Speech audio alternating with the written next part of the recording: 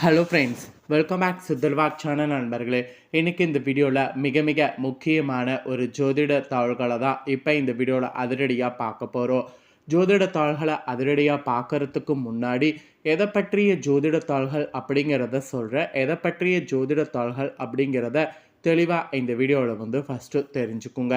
So ரொம்பவே முக்கியமான ஆங்கில மாதத்தில் 2வது மாதமான பிப்ரவரி மாதமானது 2025 நடந்துட்டுருக்கு. இந்த பிப்ரவரியில் வரக்கூடிய ஒரு ஸ்பெஷல் நாள்னால் பிப்ரவரி 12ஆம் தேதியை சொல்லலாம். ஆக்சுவலி இந்த நாள் தமிழ் மாதத்தில் தையுடைய கடைசி நாள், அதாவது தையுடைய 30ஆம் நாள். இந்த நாளில் ஒவ்வொருவருக்குமே கிரகங்கள் மூலிமா தலையெழுத்து மாறுற மாதிரி இருக்குது.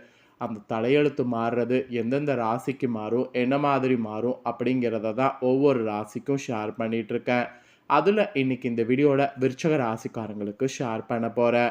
விருச்சக ராசியில் பிறந்தவங்க உங்கள் ராசிக்கு என்ன மாதிரியான மாற்றம் ஏற்படும் அப்படிங்கிறத தெளிவாக இந்த வீடியோவில் தெரிஞ்சுக்குங்க. உங்கள் ராசிக்கு இந்த மாற்றம் என்ன மாதிரி இருக்கும் அப்படிங்கிறத தெளிவாக ஷேர் பண்ண போகிறேன். ஆக்சுவலி நவக்கிரகங்களால் தான் நம்ம வாழ்க்கையில் நல்லது கெட்டது நடக்குது. நவக்கிரகங்கள் நமக்கு சாதகமாக இருந்தால் சாதகமான பலன் கிடைக்கும், நவக்கிரகங்கள் பாதகமாக இருந்தால் பாதகமான பலன் கிடைக்கும். அதனால் நவக்கிரகங்கள் அமைப்பு எப்படி இருக்குது அப்படிங்கிறத நாம் தெரிஞ்சு அதற்கேற்ப நடந்துக்கிறது ரொம்ப ரொம்ப நல்லது.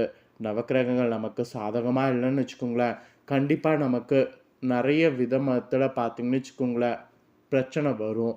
அதனால் இந்த மாதிரி பௌர்ணமி வரும்போதெல்லாம் என்ன மாதிரி கிரகங்கள் நமக்கு அமைஞ்சிருக்கு அப்படிங்கிறத எல்லாமே தெரிஞ்சுக்கணும். அதுவும் பௌர்ணமி ஒவ்வொரு டைம் ஒவ்வொரு வகையில் சிறப்பு என்று சொல்லலாம். அதன்படி தையில் வரக்கூடிய பௌர்ணமிக்கு எப்பயுமே தனி ஒரு சிறப்பு இருக்குது. நம்மள நிறைய பேருக்கு தை பௌர்ணமியை பற்றி தெரியாமல் இருக்குது. முதல்ல இந்த வீடியோவில் தை பௌர்ணமியை பற்றி ஷேர் பண்ண போகிறேன். ஸோ தை பௌர்ணமி அன்னைக்கு என்ன செய்யணும் அப்படிங்கிறத தெளிவாக இந்த வீடியோவில் தெரிஞ்சுக்குங்க. தை பௌர்ணமியில் செய்ய வேண்டிய அந்த வழிபாடை நீங்கள் ஃபஸ்ட்டு தெரிஞ்சுக்கிட்டிங்கன்னா அதுக்கப்புறம் தை பௌர்ணமியிலேருந்து என்ன பலன் நீங்கள் பெறலாம் அப்படிங்கிறத ஈஸியாக அண்டர்ஸ்டாண்ட் பண்ணிக்க முடியும். அதனால் ஃபஸ்ட்டு தை பௌர்ணமியில் நீங்கள் செய்ய வேண்டிய விஷயங்களும் அதனால் கிடைக்கக்கூடிய பலன்களும் என்னங்கிறத எக்ஸ்பிளைன் பண்ணுறேன், நோட் பண்ணிக்கோங்க. தை மாதம் என்பது சூரியன் தனுசு ராசியிலிருந்து மகர ராசியில் பிரவேசிக்கக்கூடிய மாதம். ஆக்சுவலி இது மகர மாதம் என்றும் அழைக்கப்படும்.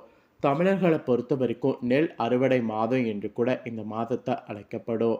அனைத்து உயிர்களுக்கும் உணவை தரக்கூடிய உழவர்களுடைய தொழிலுக்கு உறுதுணையாக இருக்கக்கூடியது இந்த மாதம். இந்த மாதம் சூரிய பகவானை போற்றக்கூடிய வகையில் இம்மாதத்தில் பொங்கல் விழாவானது கொண்டாடப்படுது. இம்மாதத்தில் பல ஆன்மீக சிறப்பு தினங்கள் வரும். அதில் ஒன்று தான் தை பௌர்ணமி. இந்த தை மாதத்தில் வரக்கூடிய தை பௌர்ணமி தினத்தில் உங்கள் ராசிக்காரங்க என்ன செய்ய வேண்டும் அப்படிங்கிற ஆன்மீக சார்ந்த விஷயத்தை தான் ஃபஸ்ட்டு இந்த வீடியோவில் தெரிந்து கொள்ள போகிறீங்க. ஆக்சுவலி தை பௌர்ணமி தினம் பொதுவாக தை மாதத்தில் பூச நட்சத்திர தினத்தில் வரும். இந்த டைம் அரிதாக பார்த்தீங்கன்னு வச்சுக்கோங்களேன் பூசத்துக்கும் பிந்தைய தினத்தில் வருது. இந்த தை பௌர்ணமி தினத்தில் அதிகாலையில் எழுந்து குளித்து முடித்துருங்க. அப்புறம் அருகில் இருக்கக்கூடிய சிவன் கோவிலுக்கு சென்று சிவனுக்கு நடக்கக்கூடிய அபிஷேகத்தில் பால் அபிஷேகம் செய்து வழிபாடு செய்யுங்க. பின்பு வீடு திரும்புங்க. வீடு திரும்பியதும் கேசரியை செய்யுங்க. கேசரியை செய்து அதை சிவனுக்கு நெய்வேத்தியமாக வைங்க. நெய்வேத்தியமாக வைத்து அப்புறம் நாள் முழுக்க திட உணவு எதுவும் உட்கொள்ளாமல் அப்படியே பௌர்ணமி விரதம் இருந்து சிவ மந்திர ஜபம் சிவ தியானம் ஆகியவற்றில் ஈடுபடுங்க. அப்புறம் மாலையில் மீண்டும் சிவன் கோவிலுக்கு சென்று சிவனுக்கும் அம்பாளுக்கும் மலர்களை சமர்ப்பணம் பண்ணுங்க. அப்புறம் அர்ச்சனை ஒன்று செய்யுங்க. அர்ச்சனை செய்து வழிபாடு செய்யுங்க. அப்புறம் சிவன் பார்வதியை வழிபட்டதும் கோயிலில் இருந்தவாறு வானில் தெரியக்கூடிய பௌர்ணமி சந்திரனை தரிசனம் பண்ணுங்க. சந்திரனை தரிசனம் பண்ணி வழிபாடு செய்யுங்க. பின்பு கோயிலில் நீங்கள் விளக்கெண்ணெய் இல்லைனா நெய் ஊற்றி தீபம் ஏற்றி வழிபட்டு கோவிலை வளவாருங்க. கோவிலை வளம் வந்ததுக்கு பின்னாடி வீடு திரும்புங்க. வீடு திரும்பியதும் பூஜை அறையில் சிவனுக்கு நெய்வேத்தியம் செய்யப்பட்ட கேசரி வீட்டில் இருக்கக்கூடிய அனைவருக்கும் பிரசாதமாக தந்து நீங்களும் சாப்பிட்டு பௌர்ணமி விரதம் முடித்துக்குங்க. ஸோ அதுக்கப்புறம் வழக்கமான ஆகாரங்கள் என்ன சாப்பிடுவீங்களோ சாப்பிடுங்க. இதை இப்போ நான் சொன்னதை இந்த தை பௌர்ணமி வழிபாட்டை மேற்கொள்ளக்கூடிய நபர்கள் உங்கள் அத்தனை பேருக்கும் ஆயுளானது விருத்தியாகும். நீங்கள் விரும்பக்கூடிய காரியங்கள்லாம் உங்களுக்கு எந்த ஒரு தடையும் இல்லாமல் நடக்க தொடங்கும். உடல் மற்றும் மனநலன்லாம் ரெண்டுமே சிறப்பாக இருக்கும். துர்துஷ்டங்கள்லாம் உங்களுக்கு விலகும். சிறந்த நபர்களுடைய உதவிகள்லாம் உங்கள் வாழ்க்கையில் கிடைக்க பெற்று வாழ்க்கையில் உங்களுக்குன்னு ஒரு அத்தியாயத்தை பார்த்தீங்கன்னு வச்சுக்கோங்களேன் நீங்கள் பெற முடியும். ஸோ இந்த மாதிரியான ஒரு அதிசயம் பார்த்தீங்கன்னு வச்சுக்கோங்களேன் நடக்கும். ஸோ தை பௌர்ணமியுடைய சிறப்பு பார்த்தீங்கன்னு வச்சுக்கோங்களேன் இதுதான் என்று குறிப்பிடப்பட்டிருக்கு. இந்த தை பௌர்ணமிக்கு பிறகு இப்போ உங்கள் ராசிக்கு என்ன நடக்கும் அப்படிங்கிற பலன்களை முழுமையாக சொல்ல போகிறேன். ஸோ என்ன நடக்கும் அப்படிங்கிற விஷயங்களை முழுமையாக இந்த வீடியோவில் வந்து தெரிஞ்சுக்குங்க.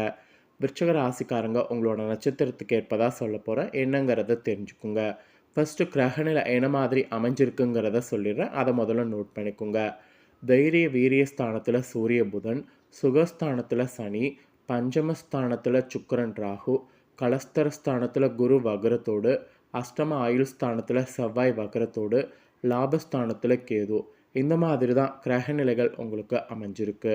இதனோட அடிப்படையில் தான் நீங்கள் பெறக்கூடிய பலன்கள் உங்களோட நட்சத்திரத்துக்கு ஏற்ப சொல்லப்பட்டிருக்கு. தெளிவாக என்ன பலன்கிறத நோட் பண்ணிக்கோங்க. ஃபஸ்ட்டு விசாகம் 4ஆம் பாதங்களில் பிறந்த விருச்சிக ராசிக்காரங்களுக்கு சொல்லப்பட்டிருக்கு. ஆக்சுவலி இதில் பிறந்தவங்களுக்கு இந்த தை பௌர்ணமியிலிருந்து உத்தியோகத்தில் இருப்பவர்கள் மேல் அதிகாரிகளோடு அனுசரித்து செல்வது நன்மை தரும். அப்புறம் புதிய வேலை தேடக்கூடிய நபர்கள் உங்கள் அத்தனை பேருக்கும் அலைச்சலானது இருக்கும். குடும்பத்தில் கூட உங்களுக்கு அமைதியானது காணப்படும். எல்லாத்துக்கும் மேலே கணவன் மனைவிக்கிடையே சகஜமான நிலையானது இருக்கும். பிள்ளைகளுடைய கல்வி தொடர்பான விஷயங்களில் கூடுதல் கவனம் செலுத்துவதும், அப்படி இல்லைன்னா உங்களுக்கு பிரச்சனை ஏற்படும். உறவினர்களுடைய வருகை இருக்கும், அதை அட்ஜஸ்ட் பண்ணி தான் ஆகணும். புதிய முயற்சிகளை கூட தள்ளி போடுவது நல்லது. அப்போ தான் காரிய அனுகூலமானது ஏற்படும். உணர்ச்சிகரமாக பேசி மற்றவர்களை கவர்வதற்கு வாய்ப்பு இருக்குது. எல்லாவற்றிற்கும் எதிர்பார்த்த நன்மையானது உண்டாகும். பணவரவு கூடும். மாணவர்களுக்கு விளையாட்டில் இன்ட்ரெஸ்ட் உண்டாகும். பாடங்களை இருந்தாலும் கவனமாக படிக்கிறது முன்னேற்றத்துக்கு உதவும். அதனால் பாடங்களை கவனமாக படிங்க. இது விசாக 4ஆம் பாதங்களில் பிறந்தவங்களுக்கு சொல்லப்பட்டிருக்கு. நெக்ஸ்ட்டு அனுசமில் பிறந்தவங்களுக்கு சொல்லப்பட்டிருக்கு. அனுசமில் பிறந்தவங்களுக்கு இந்த பௌர்ணமியிலிருந்து உங்களுடைய ஆலோசனை கேட்டு சிலர் வரலாம். உங்களுடைய செயல்கள் மூலம் மதிப்பு கூடும். பணவரவை ஆக்சுவலி திருப்தி தரும். வீண் அலைச்சலை தவிர்க்கிறது நல்லது. காரியத்தில் தடைகள்லாம் வந்து நீங்கும். எல்லா வகையிலும் நற்பலன் ஏற்படும். புண்ணிய காரியங்களில் ஈடுபட்டிங்கன்னா அது உங்களுக்கு சக்ஸஸ் ஆகும். கலைத்துறையில் கூட பிரச்சனை குறையும். பேசி எடுக்கக்கூடிய முடிவுகள் நன்மை தரும். அடுத்தவர்களுக்காக எந்த பொறுப்பையும் ஏற்காமல் இருக்கிறது நல்லது. வழக்கத்தை விட கூடுதலாக உழைக்க வேண்டியது இருக்கும். பொருள் வரவு அப்போ தான் கூடும். பயணம் சொல்ல வாய்ப்பு நேரிடும். பயணங்கள்லாம் எதையும் வேண்டான்லாம் வந்து சொல்லாமல் எல்லா பயணங்களும் மேற்கொள்ளுங்க. இது அனுசமில் பிறந்தவங்களுக்கு சொல்லப்பட்ட பலன். அப்புறம் ஃபைனலாக கேட்டையில் பிறந்தவங்களுக்கு சொல்லப்பட்டிருக்கு. கேட்டையில் பிறந்த விருச்சிக ராசிக்காரங்களுக்கு இந்த பௌர்ணமியிலிருந்து ஆன்மீக எண்ணங்களானது அதிகரிக்கும். உங்களுடைய செயல்கள் மூலம் புகழானது உங்களுக்கு கிடைக்கும். எதிர்பாராமல் நடக்கக்கூடிய திருப்பங்கள் உங்களுக்கு சாதகமான பலனை கிடைக்க செய்யும்.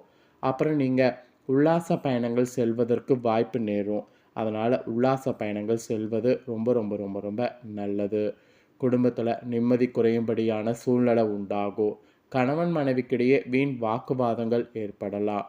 பிள்ளைகளுடைய நலனில் அக்கறை காண்பிக்கணும். உடல் களைப்பையும் சோர்வும் உண்டாக்குற மாதிரி இருக்கும். எல்லாத்துலேயும் கவனமாக இருக்கிறது நல்லது. பெண்களுக்கு எந்த காரியத்திலும் ஈடுபடும் போது யோசித்து செயல்படணும். வீண் அலைச்சல்கள் ஏற்படும், செலவு கூடும். அதனால தான் யோசித்து செயல்படணும் அப்படிங்கிறத சொல்கிறேன். ஸோ உங்களோட நட்சத்திரத்துக்கு இந்த மாதிரியான பலன் கிடைக்கும். அதனால் கேட்டையில் பிறந்த விருச்சிக ராசிக்காரங்க இதற்கேற்ப நடந்து பலன் பெறுங்க. ஸோ விருச்சிக ராசியில் பிறந்தவங்களுக்கு நட்சத்திரத்துக்கு ஏற்ப இந்த பௌர்ணமியிலேருந்து என்ன பலன் கிடைக்கும் அப்படிங்கிறத தெளிவாக எக்ஸ்பிளைன் பண்ணிட்டேன். எக்ஸ்பிளைன் பண்ணதை கரெக்டாக விருச்சிக ராசிக்காரங்க இந்த வீடியோவில் பார்த்துருந்தீங்கன்னா இதற்கேற்ப நடந்து பலனடைங்க. இந்த தாள்களை நீங்கள் பார்த்தது போல் உங்கள் ஃப்ரெண்ட்ஸ் ஃபேமிலியில் இருக்கிறவங்களும் பார்த்து பலனடையணும் அப்படின்னு நினச்சிங்கன்னா வீடியோ லைக் பண்ணி ஷேர் பண்ணுங்கள். வீடியோவை உங்கள் ஃப்ரெண்ட்ஸ் ஃபேமிலியில் இருக்கிறவங்களும் பார்க்கட்டும். அவங்களும் அவங்களோட ராசி விருச்சிக ராசியாக இருந்ததுன்னா இந்த முக்கியமான தாள்களை இந்த வீடியோ மூலிமா தெரிஞ்சு இதற்கேற்ப நடந்து பலனடையட்டும். ஸோ கண்டிப்பாக வீடியோ லைக் பண்ணி ஷேர் பண்ணுங்கள். உங்கள் ஃப்ரெண்ட்ஸ் ஃபேமிலி இருக்கவங்களும் பார்த்து பலனடையட்டும்.